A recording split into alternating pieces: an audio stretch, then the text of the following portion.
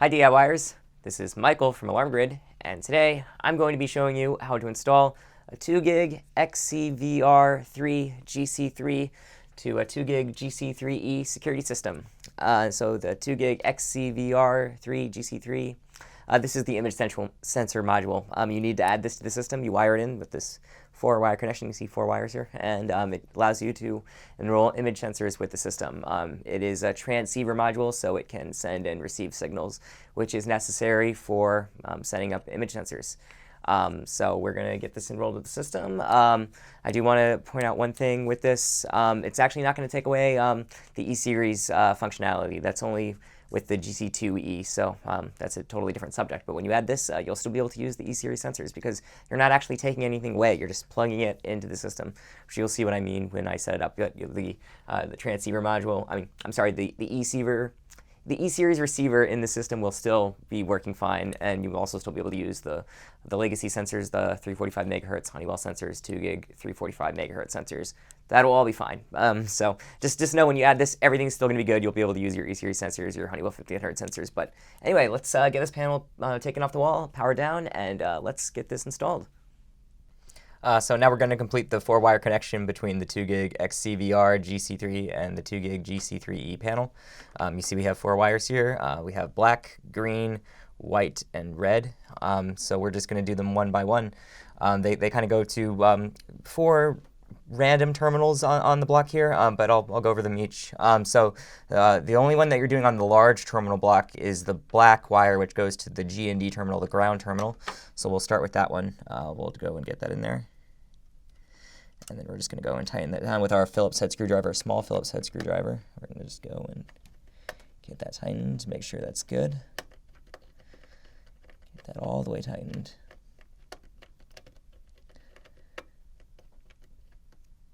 There we go.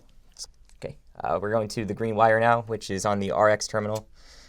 So that's this one right here, the second one from the top. So let's see, we got the green wire, and we're just gonna get the other wires out of the way, and we're gonna insert it, and then we're just gonna take our screwdriver, and we're gonna go and we're gonna tighten that down. Okay, and then we have white going to the TX terminal here. Okay, and lastly we have the red wire, which is going to go to the smoke plus terminal, but you see that that's actually not labeled on the panel. That's actually the one next to the OCL2 terminal. It's this one right here. It's not labeled on your system, so be very careful when you're doing this one, but it is the second one from the last. And make sure you're orienting the panel correctly when you're doing this, because you might have it facing the other way. So just be very careful when you're doing these connections. Like I said, the white, green, and red wires are going on the small terminal block, and then the black wire is going to go on the other side at the ground terminal. But we have our connection complete, so now we're going to get it back up on the wall. Okay, so we have our connections complete. Now before I forget, we did turn off power before connecting the 2 gig XCVR GC3 to the GC3e. So now we can restore power to the system. We're going to connect the backup battery first, so we'll just do the connection right here. Just get it into the port, and there we go. It won't turn back on until we connect AC power, which will be our Honeywell LT cable. You might have cut power by pulling out the transformer or cutting power at the circuit breaker, dropping power at the circuit breaker, but restore power, however you did that. But what we will do with the 2 gig XCVR GC3, we're actually just going to run it through the opening in the wall and just let it hang behind the panel. So that's fine. And then we're going to, like I said, restore AC power. I'm going to move this around, and we're just going to plug it back into the barrel connector there. Remember, when you are dropping power, don't undo the wires from the terminal block. Just good practice. So when you are dropping power, remember, take the transformer out from the wall outlet or turn off power at the circuit breaker. But we have our panel good to go. So let's get this out of the way. Actually, we had that in the way to prevent the third hand from being in the way when we were doing the terminal block. And you can use the third hand to hang it from the wall. But that is an option, but we didn't do that today. We got it like this, and it looks like we do need to restore power at the transformer as well. We must have unplugged it from the wall here. Let me just make sure I get this on the wall. There we go. And let's get the system powered back on here.